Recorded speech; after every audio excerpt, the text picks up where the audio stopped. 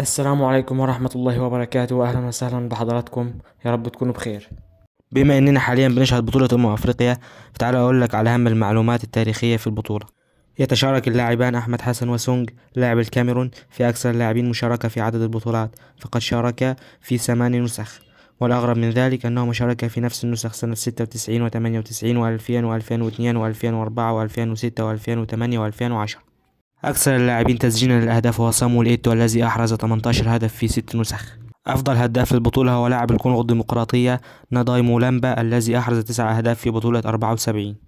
أكبر لاعب مشاركة في البطولة هو الحارس المصري العملاق عصام الحضري، إذ شارك في المباراة النهائية في عام 2017 كأكبر لاعب.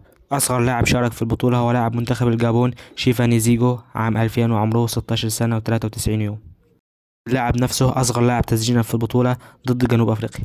وفي النهاية لا تنسوا الدعاء لإخواننا في فلسطين، وما تنساش أن فلسطين في القلب.